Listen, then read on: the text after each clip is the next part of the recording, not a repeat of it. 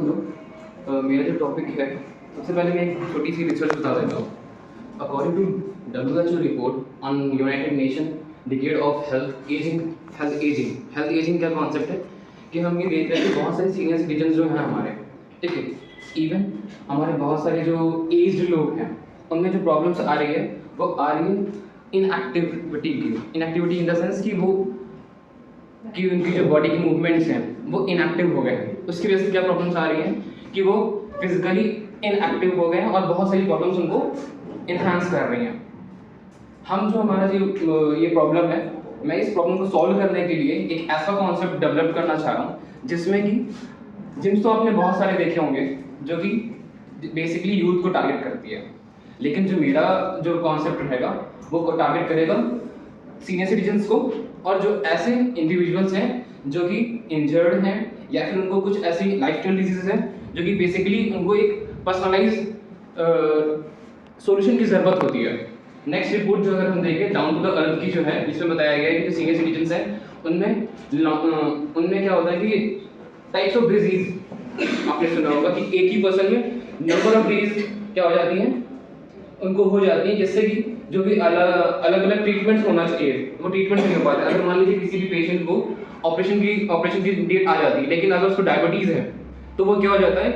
Doctor के लिए बहुत ही कॉम्प्लिकेटेड हो जाता है कि कैसे हम डायबिटीज़ को कंट्रोल करें, साथ साथ में हमें ऑपरेशन भी करना है, तो इसके लिए ऑपरेशन की जो डेट होती है वो डिले होती रहती है।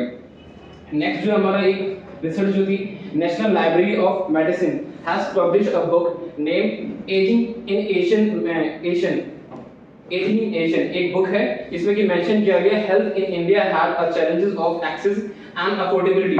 And challenges of multi morbidity, medicine resistance क्या होता है, मल्टी मॉर्बिडिटी क्या होता है, बेसिकली क्या होता है कि जैसे मैंने बोला कि पर्टिकुलर पर्सन को अलग अलग डिजीज हो जाती हैं जिसके अगेंस्ट में जो मेडिसिन इवन दी जा रही हैं वो भी रेजिस्टेंस डेवलप कर लेती हैं। फिर पर्टिकुलर पर्सन के पास कोई सॉल्यूशन नहीं बचता है कि हम कैसे उसको डील करें। If a person dealing with obesity, उसको थायराइड भी हो सकता है, उसको डायबिटीज भी हो सकता है, उसको बीपी भी हो सकता है। इन सब का ये जो जितनी भी प्रॉब्लम्स है ये सारी लाइफस्टाइल डिजीज है,